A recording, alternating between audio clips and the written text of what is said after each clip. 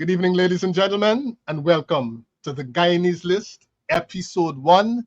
With me, we have Pablo Jiti, Alfred, Mr. Dynamics. We're going to be talking about Guyanese customs and Guyanese music. So please share the live, tell a friend. You're sure to learn something and you're sure to smile. All right? This is the Guyanese List.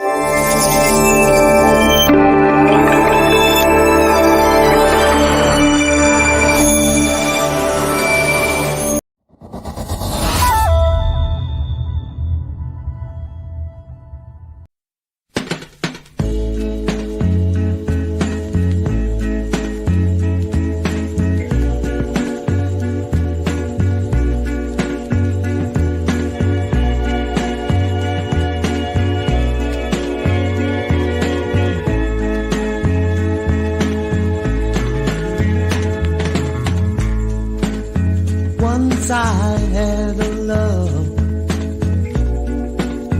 and that's all I keep thinking of. That's all I keep thinking of. Oh yeah,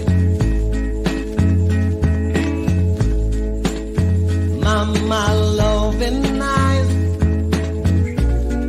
were too blind to see girl I love didn't love me. Oh yeah, I found out one night while we were at the dance, believing as I walked right up to her, she didn't give me a chance. Oh yeah, I sat down all by myself, feeling so cold and sad. Said, oh, I lost the only love I thought I had. Oh, yeah. So I said, I'm a lonely man. I'm a lonely man.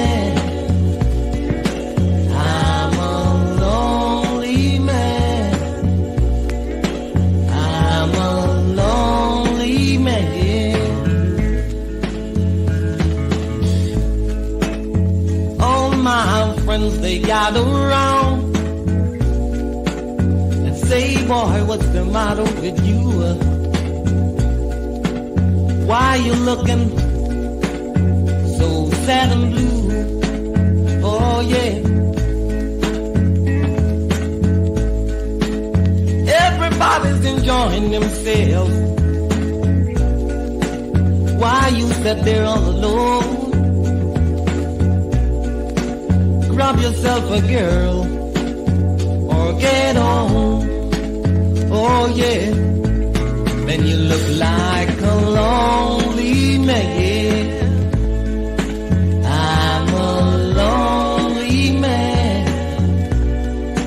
I'm a lonely man. Woo-hoo.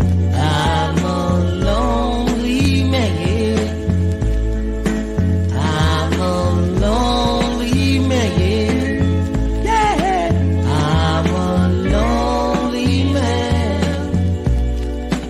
I'm a lonely man.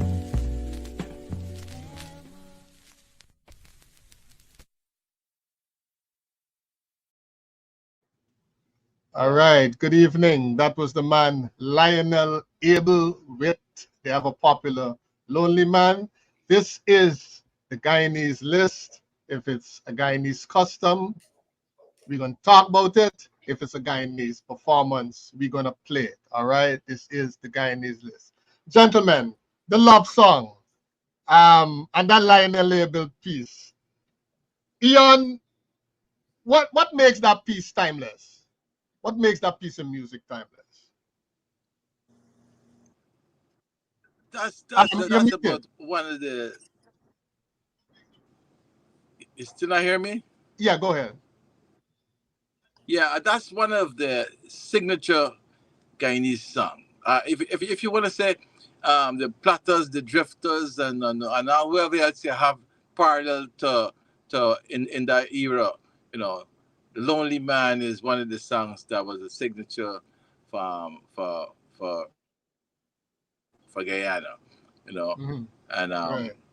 I nobody don't big up Mischievous Guys, but that song actually brought it out of the Mischievous Guys band with Pato Gonzal, Lionel Abel, Morris, and the whole crew from there. But most time when we talk about music, we only talk about the singer. We don't want to talk about people behind the scene, Mhm. the No, man well, playing the guitar tell us and a little everything. about tell us a little bit about the mischievous guys of that time, given that you were familiar with them. Well, I'm not in depth to give you Mm, to give like 100% to the right, details. But right. back in those days, that was one of the main band that was putting out original music. I mean, a lot of bands originated from Guyana, but um, like in the early days, the Tell Stars and all the other bands, there were people who were driven by original music. Mhm. Mischievous Guys was one of the band that existed, and even though the name has have a change, it is still the foundation of the Mischievous Guys, because Mischievous Guys has present day is called the Fame Band, Mhm. but it's the sons of Morris that took over and they started their own stuff with Quasi Ace, and they have the Fame Band right now. That's doing pretty well. They're doing a lot of the matrimony shows and those cultural events at the stadium and stuff. They would Right, be right. part of that. But those are the kids of Morris. He started a legacy of bands, and as you could think about all the popular singers that ever existed in a string band in Guyana, and I can tell you every single one of them Pass from passed mischievous guys. through Mischievous All Guys, right. I including think it's going to be a including group we're going to Jomo. need to have a conversation with. I think was it Malaika Pablo Shitty? Mariah. Mariah, Maria, Mariah Maria, Bowen. She's Mariah part of the Bowen, Fame yeah, Band, right, Ian? yeah. She's married to one of She the wanted to sons, one of the so sons the of bass guy, Mischievous Guys. yeah. Okay, okay, cool, cool. Alfred, what about that song in your view makes it timeless? Well, okay. So I guess let me back up. So you see, when you say timeless, right? Mainly to us, In it's our timeless. context, it's something we've always It's, played, we've it's always timeless to loved. us, right? It's timeless You to know, us. So the reason I say that is because I don't know if you were to play it, and it's a great song. I love it. I don't know if you were to play it for the younger generation now, if they would know it, or if they would recognize it, or if they would like it. So it's a great song, mm, but and it's from a different period, but I could hear the feelings and the soul in it. I could feel that, right, and maybe just about anyone would feel it too. But I think the lyrics, I'm a lonely man, those kinds of lyrics would work in any song in any part of the world. I'm a mm, lonely man. When people hear that kind of thing, is empathy and they feel sorry for them. So it's great lyrics. I listened to the recording.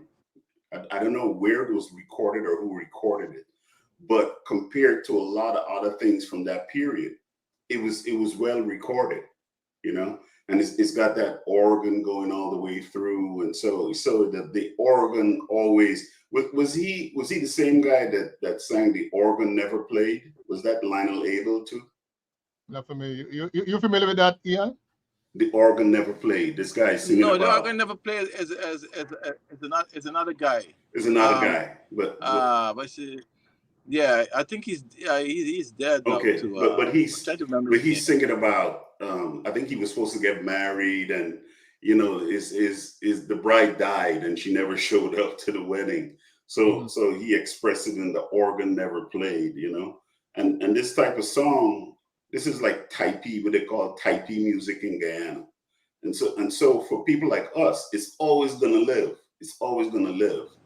But I think for the folks today, for the younger folks today, they would want to hear like different sounds. You know, they would want to hear this sort of like remixed with like 808 sounds and that kind of stuff going on in the background, you know. But hey, it's a great song. Okay. Pablo, you've been doing stuff with some young folks and thing, you know, you've been, you know, mixing in your poetry. Would you agree with Alfred? Would you say that, you know, it's something that may not really touch the youth? What's your take?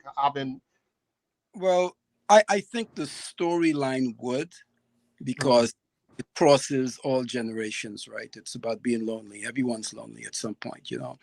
And so the storyline itself, but the beats, the track, the music definitely would be dated, you know. That would be my assumption to the ear and the taste of a millennial or a Gen Xer, Gen Zer, if you will, you know. Right. Maybe someone born in the 90s, you know, 2000s, and depending on, you know, your unique circumstances. If you grow up in a home where you got an old head like us, you know, playing this music, then, you know about it, because I've met young people who know a lot of songs. Yeah. You know? And that's an exception. That's an exception type of thing, you know. If your parents are playing it and you see your parents dancing up to it and loving it, then you grow up liking it, you know. But in general, that particular song made a lot of oldies mix too. You know, so you can understand, a lot of people put together oldies compilation. Yeah. So and it made a lot of compilations. So generally, it doesn't matter which end of it you've been playing, that song will end up in an oldies compilation. So a lot of we blame a lot of the young people for not liking the old music, but I think it's a misconception. A lot of young people right now are in part of a house, and they grew up with the parents listening to some of these songs, and it's embedded in them. Even though they might want to put a twist to it, if you give them the opportunity to go back in the studio, they want to make it modernized. But some of the foundation of most of the stuff that some of the youngsters do right now are aborted in the stuff of the past. Most of the guys who sing in dancehall and stuff is deep in the Panani rhythm and a whole bunch of the rhythms that were signature rhythms back in the 90s and the early 2000s. So young people might put a different twist to it, but it's still it's still grounded in the past. And the organ never played is a guy Mark Holder. Yeah, that's a different different. And basically what I was saying is that it's a great song. When you have a great song, meaning the progression, the lyrics, the melody, something like that is always going to stand out. So if you have a great song, yes, but that particular recording is very special to us, guys like us. Very special to guys like us. Now, if my daughter's in the house and I'm playing it and she see me enjoying it, she's gonna be able to relate to it. My daughter went through the same kind of thing, you know. Like, I'm surprised at some of the stuff that she listens to. It's because of me listening to it, you know. But as you, Mr. Dinah, as you're saying, if you put them in the studio, they're gonna want to remix it, you know, and do something different with it. Right. All right, you're watching the Guyanese List. We're talking about love songs, Guyanese love songs, and on the cultural side, the customs, with regard to the customs, we want you to start compiling your list of who you like eating your bread with. Whether it's butter, margarine, peanut butter, you know, just jot down that list. Who you like eating your bread with. All right. I'm going to come back to you, Ian. Let's pull up some music again. This one is from Sats Prasad. Some of you may not.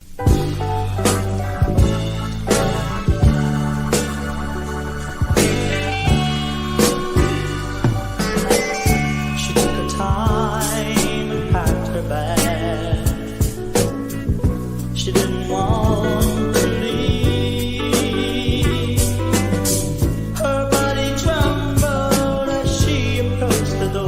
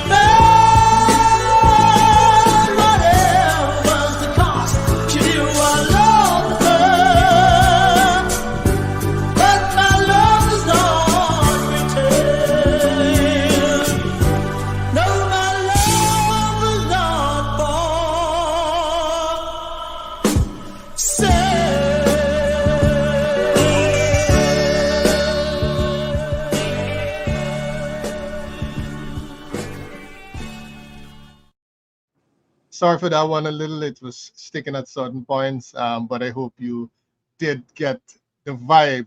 The lyrics, Pablo Shiti, what's your take on the lyrics as a love song? Yeah. What I like structurally, I like the simplicity. You know, the hook. It's simple and it's relatable. And but most importantly, you know, the vocals, right? The talent and the quality of the singer is an important part of a love song. If you got a love song and the person singing it can't sing, you know, and they can't, you know, appeal, because you gotta touch the senses of the people, the person listening, so you can evoke a response. You know, just by hearing somebody with good vocal quality and tonality, they hear upon your skin start raising and that kind of thing. So, but I felt that because of its simplicity and its relatability, it's definitely a quality love song. Okay, your take, Ian.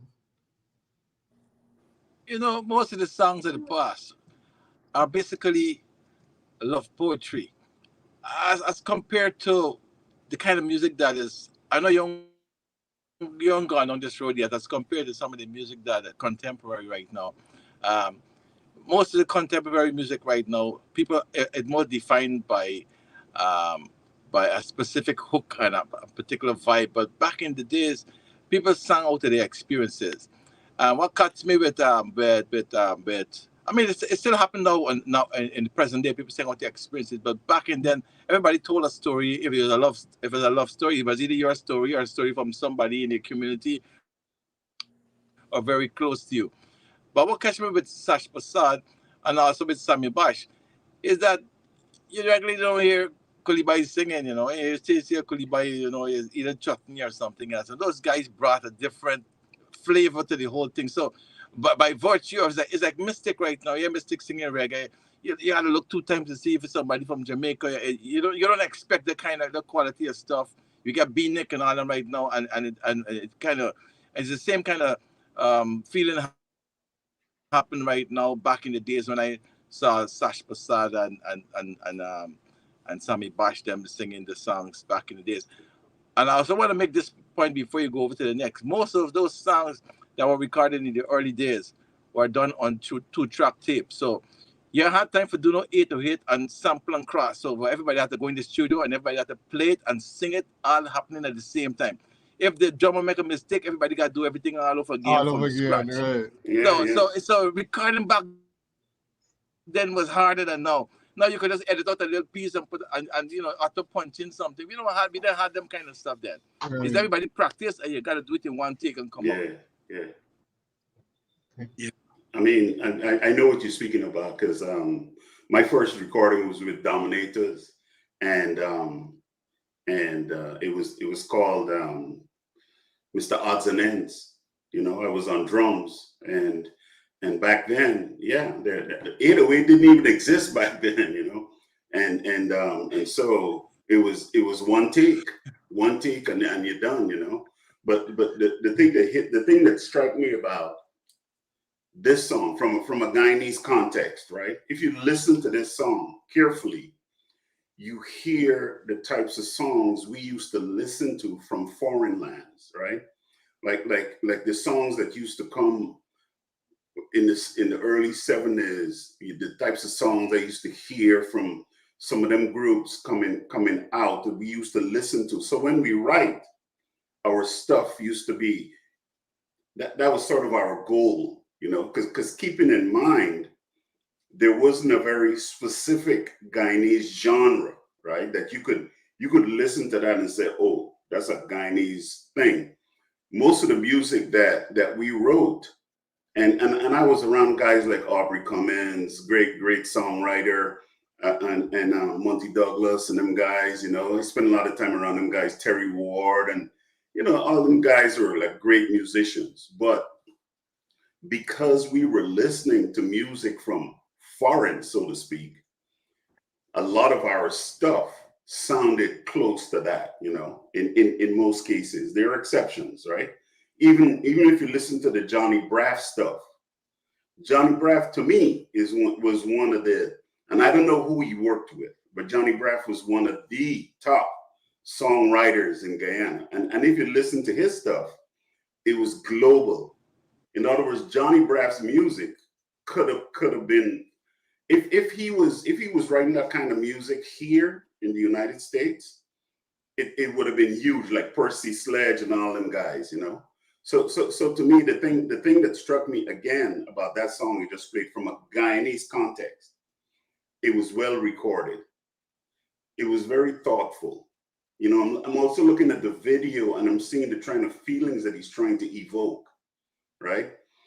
I couldn't tell exactly what he was singing about. Like the first song, I know I'm a lonely man, but this one, and maybe you can help me, Andy. I don't know exactly what he was singing about, you know, the story. And I know Pablo liked the lyrics, but I couldn't tell the story exactly. But it was a good song. But I'm hearing things from foreign lands coming into Guyana and us listening to it, and then when we write songs, it sounds like those, you know. I know that was a mouthful, but all right. The opening line was, she took her time and packed her bags. She didn't want to leave, right? And then so that could give you a little sense of that's typing music right there, man. When songs like that come on, men rushing over and asking women to dance, you know. And if one said no, you go to another one, and you go to another one, you go to another one, till somebody finally get a little dancing thing, you know. Right. That kind of music. Okay, folks, you're watching the Guyanese List, where we talk about Guyanese customs and Guyanese music, and we're gonna lighten it a little, you know. A little. We're gonna come back, you know. You got any love songs from today? I got something from one of our younger singers that was popular back in the 2000s. So I'll play that when we come back to things. All right. Yeah. All right. Ian, I am assuming as a Guyanese that you are a bread lover. Are you a bread lover? Yes, I am a bread lover. Why you sound so labored? The man no. buns. Hey, the man buns. The man no bread. My false name is border around the same flower business. bread. All right. See, Ian, when you know, looking back, you know, growing up, you know, as a youth man, you know, let's take your mind back then. You know, your dietary habits may have changed now and so on, you know. What did you like eating with your bread back when you was a little boy? Well, if I gotta tell you the truth, you know, when I was younger than 10, you know, I had choices that I could eat my bread with. But then my father died when I was 11, and after then, the choices of what I put it to the bread depended on what was available in the moment. Yes, sir. You know, so it was 10 children in a house, and sometimes you fry one egg, and you could imagine busting up one egg with 10 children in a house. So you could imagine what is left with the egg. You know, thank God for my mom. She knew how to stretch the egg and put that kind of thing inside. So you know something like egg inside it, but it mixed up with a whole bunch of other stuff, with corilla and all kind of stuff. So it was either bread and pepper, so then my bread and butter, you know, and it wasn't much choices until I get much older, you know, because I had a little struggle from 11 to like about probably 15, 16. So, you know, father died and left 10 children, and you know, I started to be a father at age 13. So I had to mind the rest of the children in the house, you know. Mm-hmm. Start early, boy. So, like I said before, so the choices of what you put with the bread, right, was whatever was available, you know. I used to go and eat by James them, so it wasn't no problem. I used to go by James them house and bust his fridge and eat out all the misspelled food and things inside their fridge. Yeah. That's how we roll. Yes, sir. Well, what about you, Pablo? What was your thing to go with bread back when he was a little boy? Big shout out to my grandmother, right? Miss London had a baker shop in Islington. right? The folks who know about Islington, the London cake shop was famous, and she used to bake in the bread or in the oven, a mud oven under the house. And I remember as a kid, 5, 6, 7, 8, just being so happy when Granny in the oven pulling out with she would tray, she would spatula, and she pulling out a fresh loaf of bread, you know? And all you need is some butter for put on the bread and it melts, right? That's all you need with a fresh loaf of bread, right? And you're good with some nice butter. But then later on, you put some cheese in there and you're good, right? You put some jam in there and you're good. And of course, traditionally, you dip your pepper pot with bread, right? You can't beat that, right? And then you got things like eggs and stew, any kind of stew. In Guyana, breakfast is stew with a little piece of bread, and you need rice and all of that kind of stuff, right? Then you got, as I got older, we got into bread pudding and stuffing in with using bread and that type of stuff. So those would be the main uses of bread for me. What would you, Alfred? My fondest was young Alfred a bread lover? Yeah, man. My fondest memories of bread growing up in what was Linden, you know. My mother used to bake some bread. I ain't taste till today.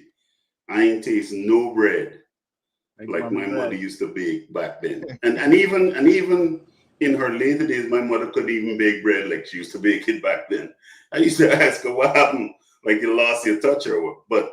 But yeah, she would start baking in the morning, and me, my sister, my brother, we would be like hanging around just waiting. And the first batch that come out, she used to make it like flat bread, and then she used to make rolls, you know, like that look like little tennis rolls. And when that stuff come out, boy, and like Jamie's saying, back then you used to have salt butter too, the one that had like a yellowish color. Yeah. And you put that on there, and something me and my sister used to do, we used to sneak in the fridge and get condensed milk. Put condensed milk on the bread and lash that boy. Yeah, the one that Alfred you tell me the one, man. Yeah, I surprised nobody else don't do that. Y'all had them Bobbies. Anybody used to put condensed milk for bread? That's a normal stuff. Once you come from New Amsterdam, once you come from Bobby's, condensed milk and bread is you see. Plus Marmite. There you go. Yeah. You heard some people used Hey, to, yeah. Listen, when we had the when some items were banned, I used to bring a bottle of peanut butter from Suriname, a big one. See, when I bring that, a blackout night, my house full. And by saying Suriname with peanut butter, everybody lashing the peanut butter. Yeah, man. Peanut butter and bread, you making joke? But back then, to me, the thing is, no bread is trouble, man. Bread is big trouble. Back then, we used to eat bread all day long, every day, you know, rice every day. You know, you're still running around skinny and stuff. Now bread is a big deal. Bread is problem. All right. You're watching the Guyanese List, and we're on to our bread conversation.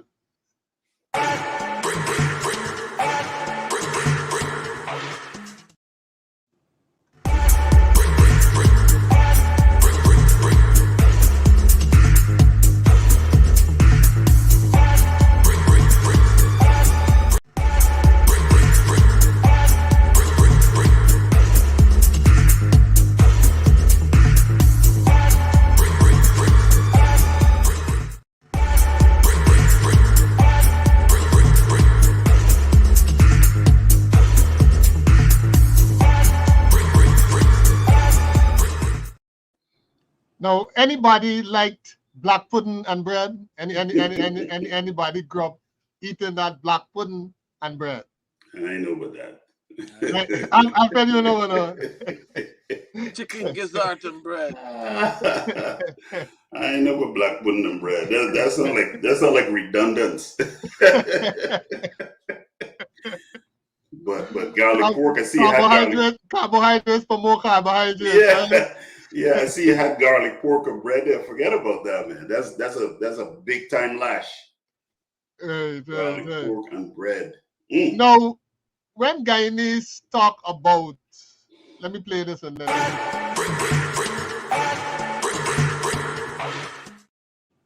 when we talk about bread and butter, how often were we actually talking about bread and butter as against bread and margarine? Never. It was always well, I think we had butter, I think we had butter, but I think it was mostly margarine. But it's only recently I know the difference between butter and Oh, margarine. I thought the art was the same anyway. So. It's like coffee and tea, We used to call everything coffee, tea, and coffee. Yeah. Once it's in the tub and it look yellow, we used to say it's butter, yeah. But it got a difference. But the salt butter was different. I don't know if you guys remember salt butter. It had like a yellowish color. No. No, I remember that, but that was margarine too. Oh, okay. Yeah, that was margarine too. Abe, there was Abe butter. The brand Abe. I think it's either an Australian or a Dutch brand. I can't recall. But Abe and Sunnyvale. The same people who used to make the same people who make Golden Cream margarine. Yeah. Which is Sterling products. They make Sunnyvale, right? And Sunnyvale is butter.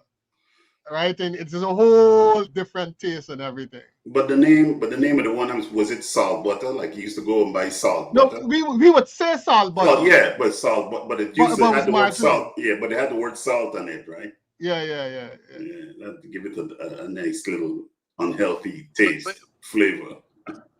But coming from Ghana, where you hear bread and butter, you don't really think food, we just we thinking about livelihood. Right here, bread and butter is what you hustle, So, yeah. That's true too. That's the metaphoric context there, Right. Yeah, well, yeah. We do use it in that way. Yeah. There's me bread and butter. Yeah, there you go. That, there you go. Is your real life. Bread and butter is your real life. Like some guys, music was their bread and butter, Yep. For some guys, Yes, sir. All right. Now, anybody in terms of palm bread, flat bread,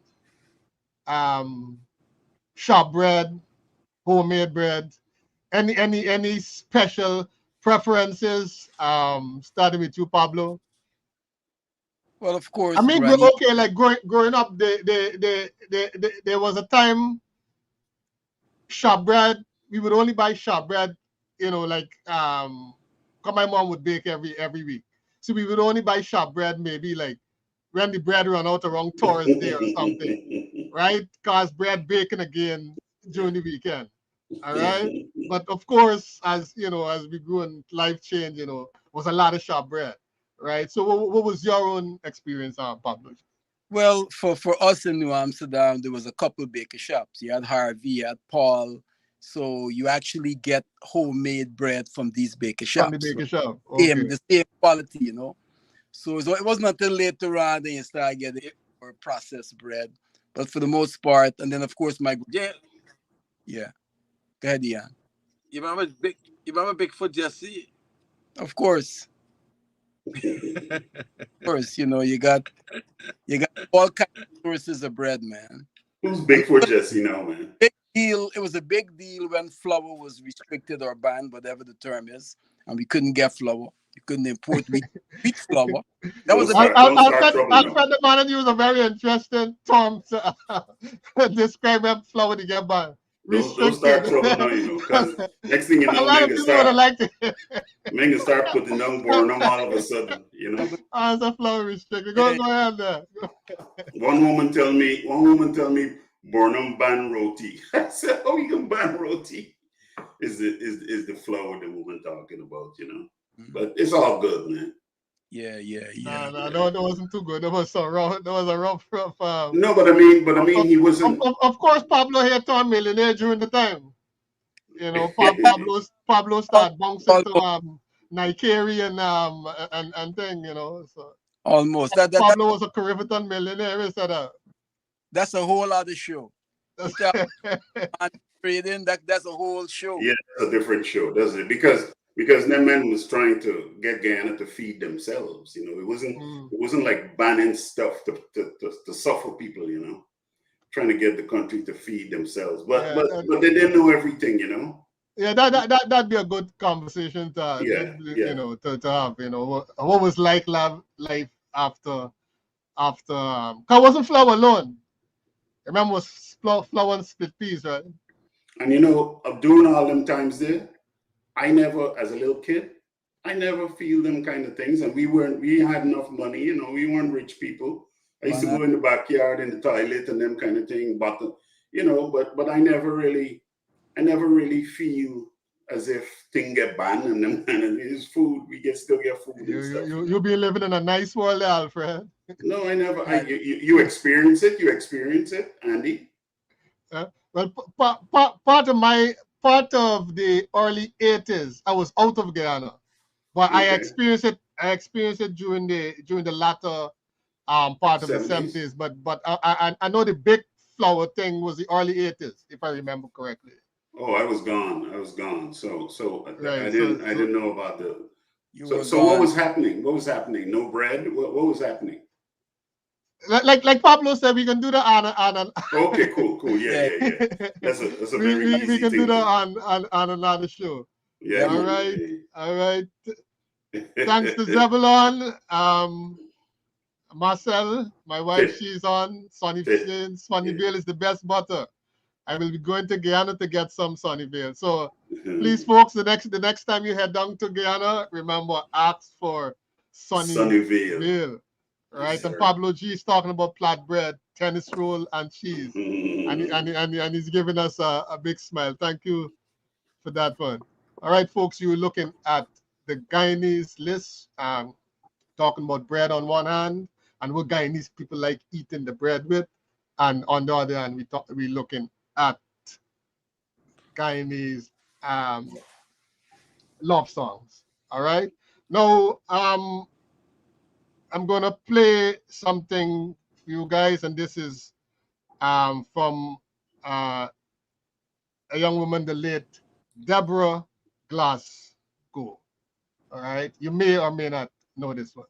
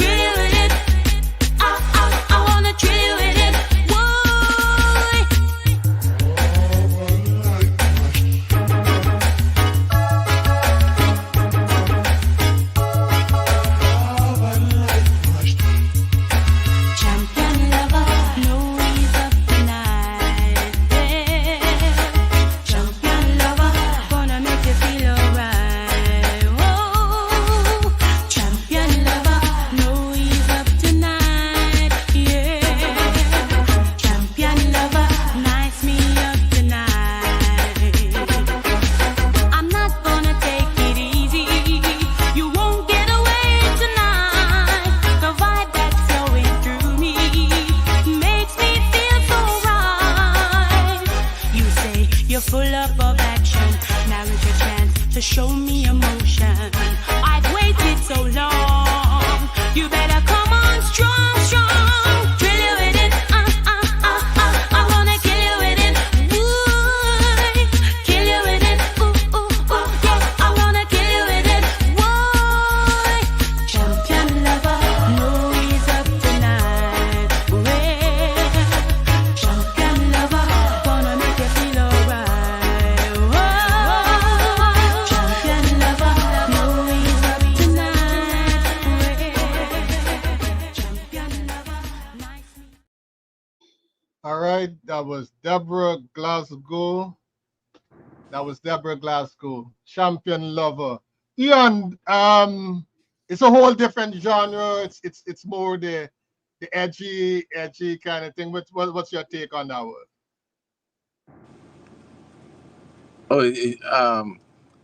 When I hear Champion Love, all I hear in my head is Shabba Ranks. So Mr. Loverman. yeah, Yeah. and then and Sheffield Franklin and them stuff. Yeah. I've never heard this girl here before. You know. So I can guess. I guess this is a cover. Huh? So she did a cover. No, that's the And original. this is a cover song, or this is her song. That's the original. That's the that's the original song. That's the original. That's the It original, is? and that's the original. Then Shabba did a remix with her. Okay.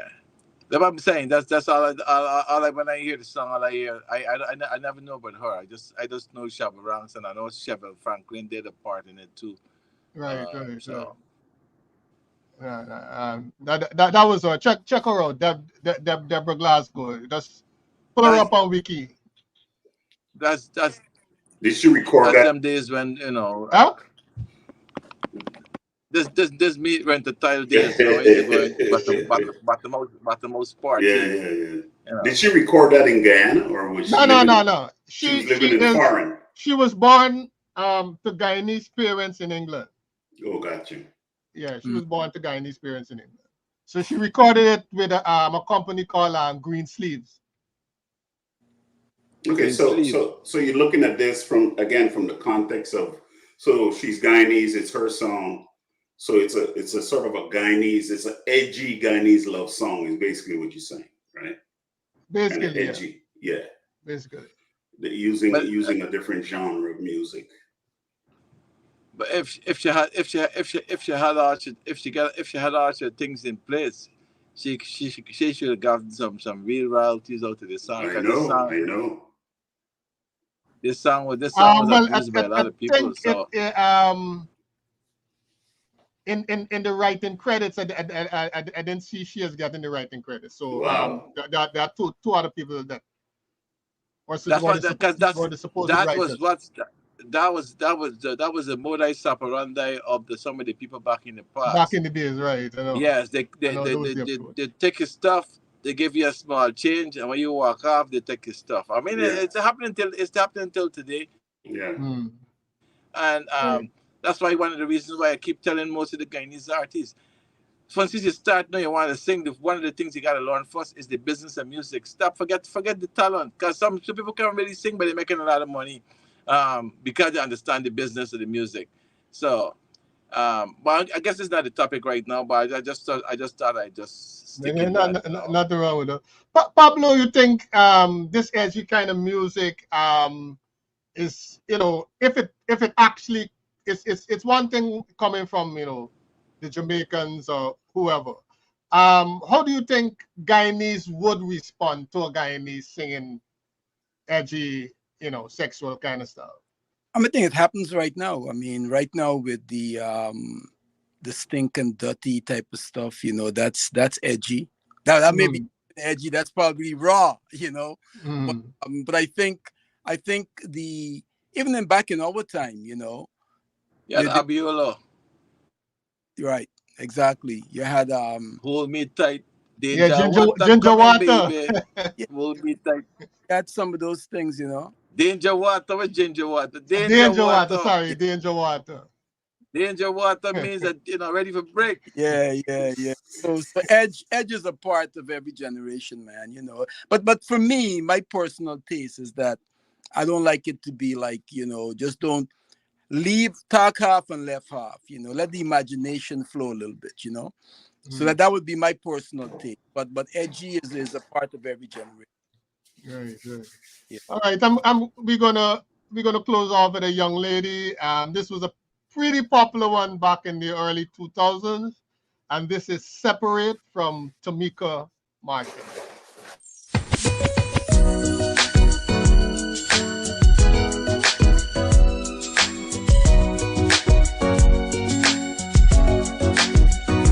Now we having arguments. It's like maybe we just can't commit. We don't even talk at home or on the phone. Maybe we should separate. Maybe we don't know what love's about. It's just something that we can't figure out. We don't even talk at home or on the phone. Maybe we should separate. I remember when I first saw you. You were stepping through that gate, looking oh so very cool. All my friends were going crazy at just the sight of you. But you seem to notice me above them all. But now we having arguments. It's like maybe we just can't commit. We don't even talk at home or on the phone. Maybe we should separate. Maybe we don't know what love's about. Is there something that we can't figure out? We don't even talk at home or on the phone. Maybe we should separate. One day, you decided that you should approach me. You were looking calm, smooth, very confident and oh so damn sexy. You were wondering if we could probably spend some time. But God knows that was the only thing that was on my mind. But now we having arguments. It's like maybe we just can't commit. We don't even talk at home or on the phone. Maybe we should separate. Maybe we don't know what love's about.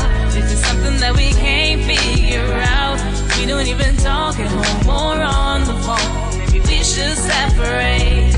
Baby, I know we had some good times and some bad. You were there for me when all I knew was sad. At first we were excited, now we can't be united. Maybe it's best to separate.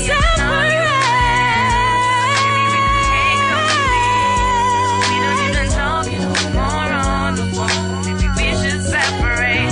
Maybe we don't know what love's about. It's something that we can't figure out. We don't even talk anymore on the phone. We should separate.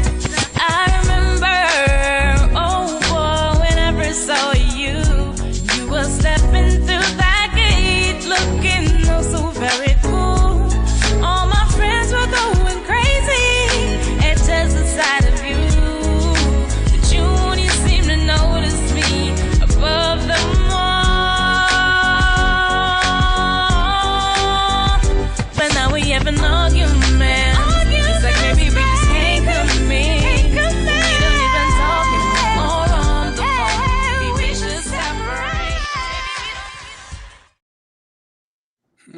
Ian, I know you remember that one. Yeah, that was Tamika Marshall. I think that was her first song she ever Right, that was the first one that came recorded. out. That was just after winning the That was just after winning the jingle competition in 2005, the G20 jingle competition. She Right. did that song. A couple of people did produce that. A lot of people get some influence. It was done. Part of it was done by Danley Major, Orny Travolta. A whole bunch of people was on that project. And I must say I'm proud of Tamika. Tamika started, in the beginning. A lot of people thought she would fall off the map, but she's there today. She's one of the strongest Guyanese artists right now out there right now. She got over 50 songs, and she's traveling, going places. She doesn't get the kind of credit she should get from the Guyanese public, and that's something that our program's supposed to do, garner the strength that people try to support. And when you hear an artist going to a particular country to stuff, and you're a Guyanese, we say you're following that person, or you share the flyer. You're not going to the concert, but you share the flyer on your page. You get them some encouragement. She might be going to Germany, and you got a couple of friends in Germany. Share it on your page and you invite your friends and will come out, go and see somebody who represents him for Ghana. I think that's one of the things that's missing from our trust. We don't advocate for the people out there. But it is if by some magic, the genie spin your way and you get your three wishes and you end up on top of the mountain top, everybody claim you from left, right, and center. We want to get a land, house, carry you back home, celebrate you, but they wasn't there on your journey, you know. But they all want to celebrate you in success. So we need to put our name on the success story, and that's something I would, I want to encourage right now. Let's just encourage each other. Somebody into poetry, they mightn't sing how you want them sung right now, but they have potential. Somebody might be doing a particular song, and you don't think that it doesn't sound like if nah, all right. You could switch. Cause Tamika started with R&B kind of stuff, and then she went into reggae, and today Tamika doing more dancehall, soca, and I think she finds she niche there. She got a lot of good songs in that niche. But on that So on that note, Ian, I mean, I really like Separate. And I think was a well produced song, well performed, well executed. And, you know, for me, it was a little disconcerting when she just, right after that, there was this one, never nothing want at nothing all. at all but good loving. Yeah. I don't think she give herself enough time to let that style that she came out with, because a lot of people really like the song. A lot of people really liked Separate. What's your take on the song, Pablo? Oh man, yeah. I mean that song. I mean, I like Melanie Fiona, and she reminds me of her in many ways. And to kind of piggyback on your point, that probably could have been the trajectory, but we don't know the circumstances and the variables that led to her making the switch, because it's a lot of factors. I'm not an expert, but Eon would know more than me. I'm sure she had her reasons, right? But when you think of Melanie Fiona, right, I see Tamika in that vein. And Melanie has Guyanese ancestry, I think, from Canada. I love a lot of her albums. The Bridge was one of my favorites. I got that. So for sure, I mean that would be my take on Tamika. Alfred? Yeah. But okay. So, in keeping with the theme of your show tonight, so who wrote that song?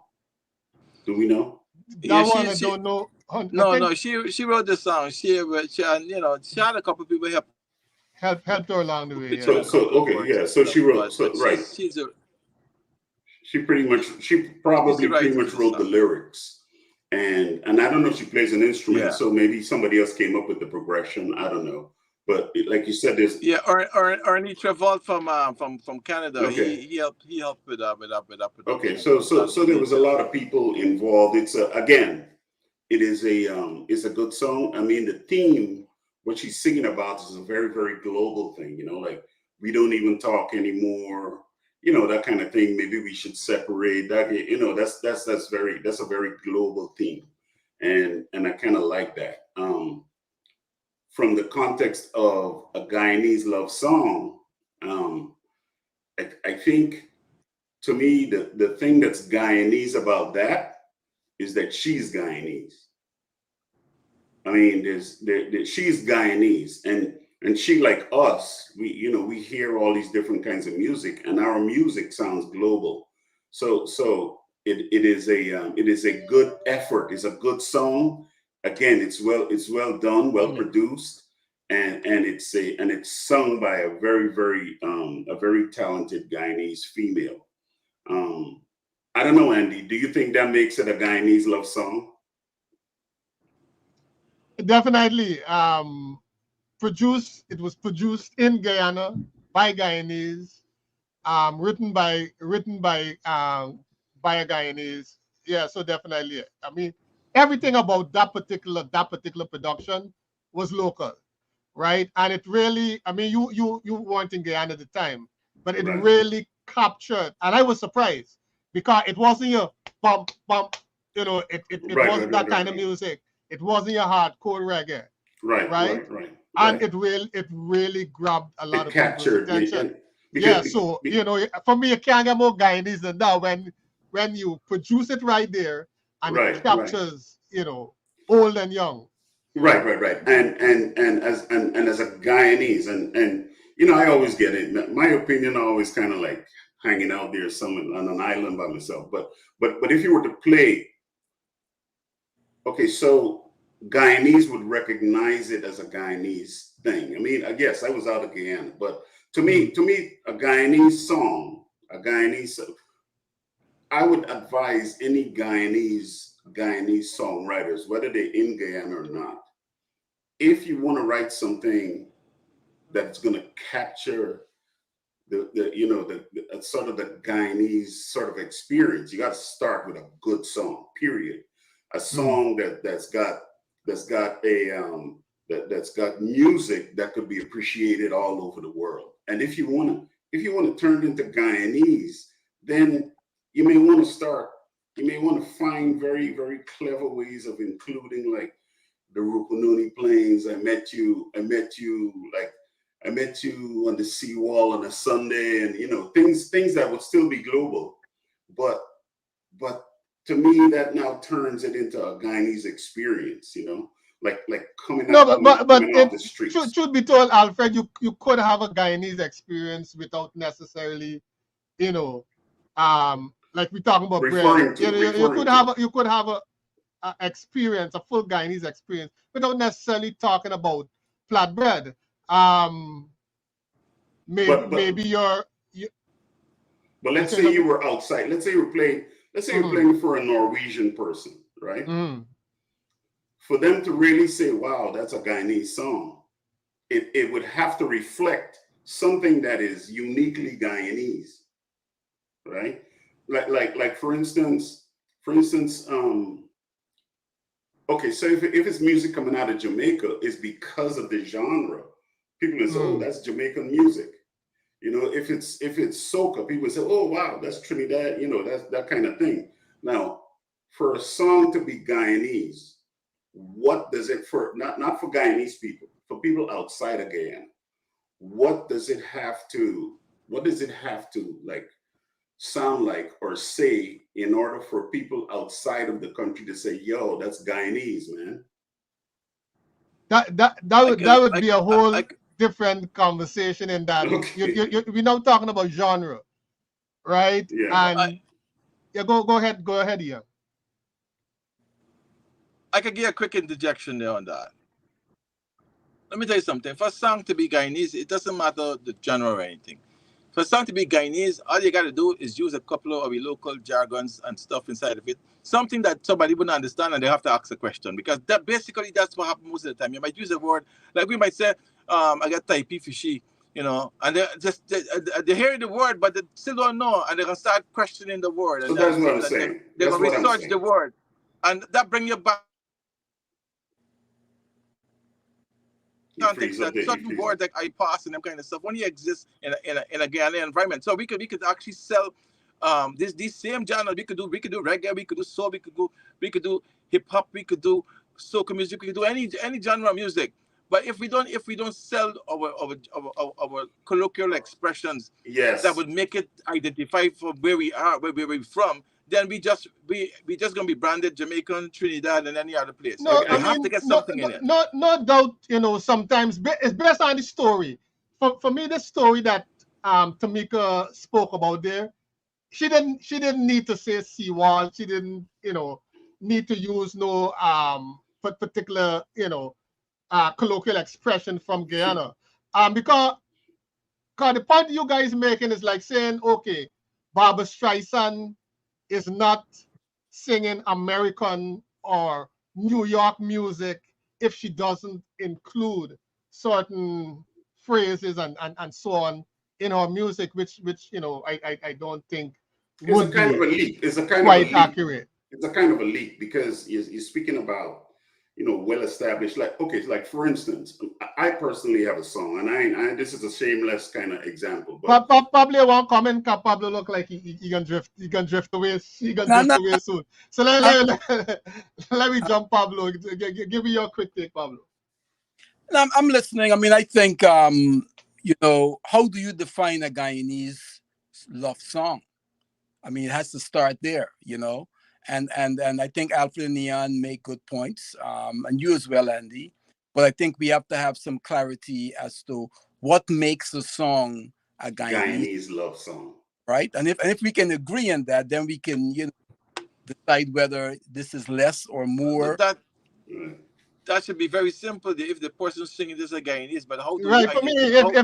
if How do you Alfred or identify? Pablo Jiti write a love song, it's a Guyanese love song. Yeah, but I what's that? don't I But don't make it more complex than that. when people Well, hear well, it, it is though. It how would is. they know is a Guyanese? Because most Guyanese artists are fighting for space in the sun. So it's not like a name and call and everybody can say, oh, there's Guyanese, you know. Mm. That's what I was saying. If for some reason you have a chance to use a couple of jargons, even if it's one inside your song, that would make it unique. Then you could probably have something in the song that would have people questioning what's that.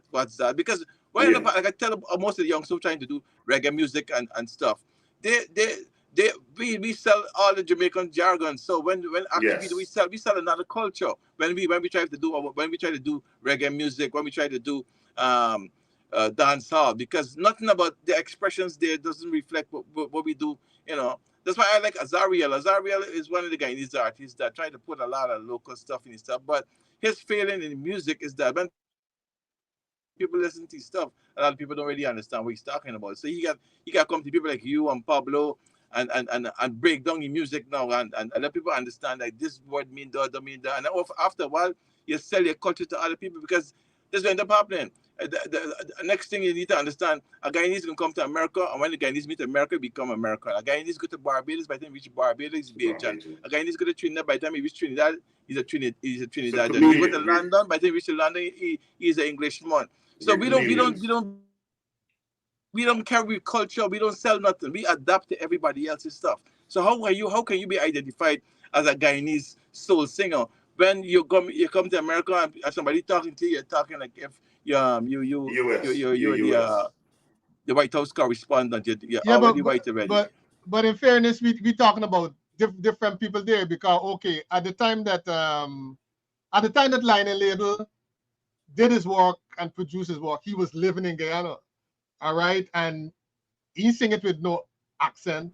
Yeah, but what Right? music was he listening to, Andy? What music was he listening to? He would have been listening to the R&B and whatever else Yeah, but what we used to call oldies, whoever's popular. Right, So right. it had that kind of It reflected. influence. Yeah, it reflected in his music. Right. It's definitely reflected in his music, but we can't look at his music or Telstars or Becoming's music, that kind of groove them man had and said, no, this is not Guyanese music. If them talk, if them Well, put in a little Creole or a little, I mean, for me, I like writing and I like writing Creole. I like, I gonna slip in, the little GT thing in between. it might not be the whole song. Mhm. a little thing. A little be thing. a metaphor, So something that bring it home. I'll give you an example, Andy. I just want to make a quick example. I was trying to do that before. So I got this song called "Love Just Called," right? Mhm. So the lyric, and I go out of my way to make sure there's something Guyanese in there that would bring about questions. So "Love Just Called," wanting me to pass a message on to all, says she'll be down Stabrook way today, giving herself away. And so when I throw Stabrook in there, people be like, "What's Stabrook?" And then that's when I get a chance now to, and then I look at Duke Ross. He's got this song called Sophia, and people pronounce it Sophia. And when he's playing live, he gets into this song Sophia, and he makes it sound like it's a woman. But he explains on his shows where he's from in Guyana, Sophia. But the people think it's Sophia, So it just means you got to drop a little something in there that would bring about some questions and suggest And you can be anything. You can play your music however. Barbra Streisand, but if you drop something in there, then it sort of becomes a Guyanese song, you know. And you don't have to overdo it too. One You little don't. thing. Well, I mean, we can continue at another time. We think. I will close out by saying, like Pablo has a piece that where he talks about Roe versus Wade, which is an American experience, right? You know, the abortion issue. All right. I don't think that Pablo needs to necessarily say anything relate to Guyana as he's writing about Roe versus Wade, right? He's looking on as a poet, as a writer, at this situation in America, right? And he's expressing himself. He considers himself Guyanese. He considers himself a Guyanese writer, all right? So if Pablo writes this Roe and he raps it, right? For me, that is Guyanese social commentary because it was performed and written by a Guyanese. Yeah, but the Yeah, topic, yeah. topic No, you're right. is an international topic that has nothing to do with Guyana. So I can understand he doesn't mention anything about Guyana, but sometimes in his delivery, his accent of some of the words that he used, No doubt, right, no doubt. might There you go. might suggest that he's from some other place other than America. Right. Yeah. No doubt, no doubt. All But right. you don't have to necessarily use Creole for an issue that has nothing to do with Guyana. So Right. I wouldn't, I would advise anybody who tries to do something like that and you want to go Creole with it. It don't make no sense. The only thing that you could go with is your accent, how you do some of the words. They're gonna know that hey, he's not America. Some of the words, even though it's perfect English, you understand it, but how you bounce it, it's still not American. So you're gonna they start questioning where you're from. All right. Okay, guys, thank you so much for being with us. Thank you so much. Gentlemen, it was a nice spirited discussion. Yes. We're gonna get into it because I think we do need a clear definition. So we'll all go get our notes and we'll be back here next Wednesday. Thanks for all the folks who joined us and commented. This has been the Guyanese List, and this evening we spoke about the things that GT people like eat the bread with, and we spoke about Guyanese love song. Ian, Mr. Dynamics, thank you so much. Alfred, Yes, Pablo sir. Shitty. See you guys Thank at you, another Andy. time. Good one. It was a pleasure.